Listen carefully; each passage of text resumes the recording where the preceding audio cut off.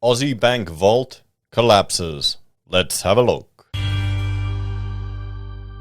Hello everyone, Florian here and welcome to another episode of HeiseSays. Grab your stein of coffee because an Australian bank has collapsed and, well, people have to withdraw their money in a couple of days, guys. Let's have a look at this announcement from Vault. So, important announcement to account holders, and this is all you find on their website. Vault Bank Limited is closing its deposit-taking business and intends to return its banking license. Customers need to withdraw their funds from their Vault Bank accounts before the 5th of July 2022. Let me know in the comments if you're a fan, if you've used this bank, if you're a fan of it, and make sure you get your money out, guys. Vault has made the difficult decision to close its deposit-taking business and has commenced the process of returning all deposits to its account holders. Now, this is in marked a huge difference to, well, all the crypto banks that you could deposit your crypto with and earn insane interest, where they just freeze everything and it becomes a complete mess and a nightmare. Here you still have your money. Customers need to transfer the balance held in all Vault accounts to a nominated bank account with another financial institution before the 5th of July 2022. Interest rates on all accounts has been set to 0. All interest has been accrued to your account up to the 29th of June 2022, when the interest rate was changed to 0. This interest will be paid to your Vault account on the 29th of June 2022, so yesterday, except for savings and spend accounts which will be paid on the 1st of July 2022. It is recommended that all customers stop using these accounts immediately. If your account is a term deposit, there will be no break costs in relation to the early closure of your accounts.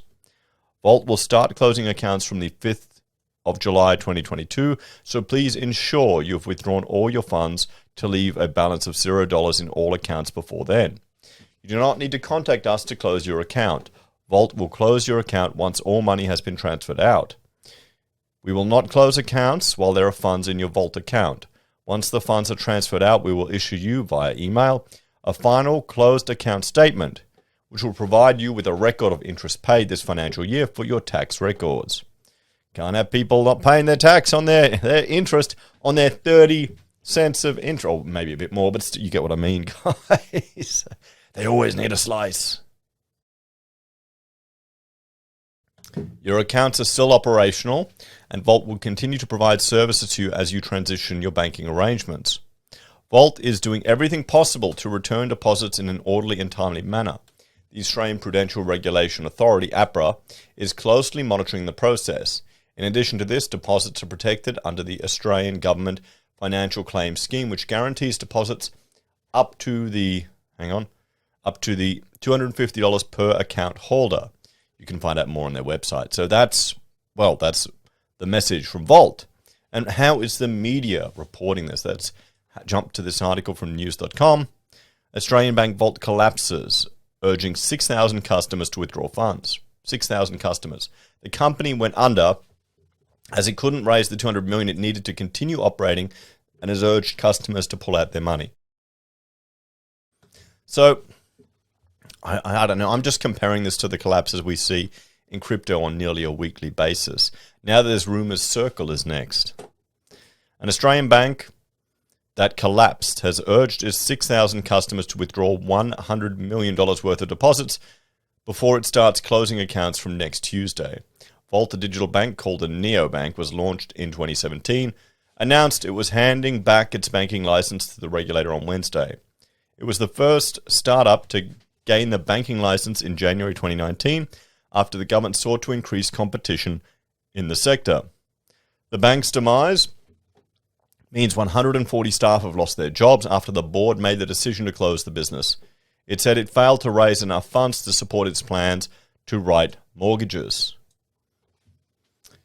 Vault Chief Executive Steve Weston described its closure as an incredibly sad day.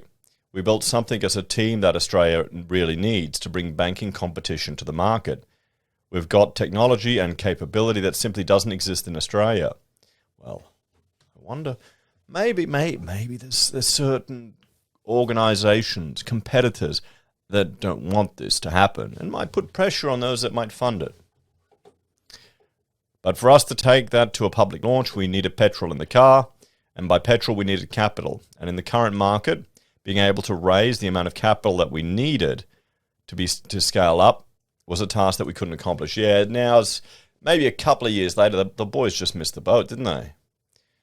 He added, as a bank, it needed a lot more funding than a normal business, and that was challenging. A challenge we were unable to overcome. Volt has been seeking to raise $200 million since February, but said the pandemic and the current challenging global economic climate had hampered those efforts. We'd previously raised $212 million over 7 private rounds since its inception.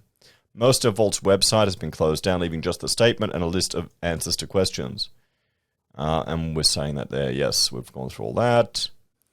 What else? Here we go. Rival neobank. Zinja also shut down in December 2020. Yes, I remember that. We've covered that on the channel here. It was closing its savings and transaction accounts, saying the pandemic had stifled its ability to attract new investors. But another found success, with National Australia Bank acquiring neobank 86400 for $220 million. Yeah, isn't that the dream? As part of its strategy to grow and modernize its digitally only subsidiary Ubank earlier this year. So Up, a successful startup with 500,000 customers, was also bought by Bendigo and Adelaide Bank last year. So the established players are buying up these little neobanks. So we're not getting any competition. The competition isn't materializing. Well, yeah.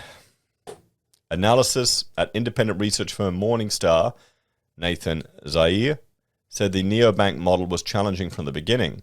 I don't think that the offerings are that differentiated to be able to win enough customers to get to the scale. They're essentially relied on their marketing and attracting depositors with some pretty good rates, and they're not really sustainable, he told the Sydney Morning Herald. Well, there you go, everyone. So let's have a talk about this. So here we have a neobank again that has collapsed.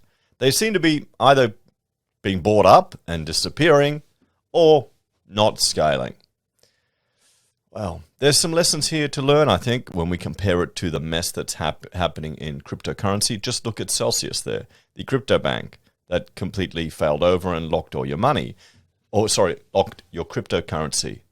So, what's the greater risk? Well, obviously the crypto sector compared to the banks. What do you think the majority of people will want? They'll want less risk, everyone. They'll want nice, safe, government-backed, normal fiat banking. Hopefully, the staff in this sector will be able to find other work, and it won't disrupt them too much.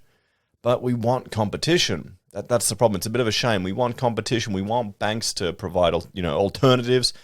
We don't want the only competition in the finance sector to be DeFi, where like 90%, over 90% of all the big scams, hacks, and money stolen is in DeFi, in crypto.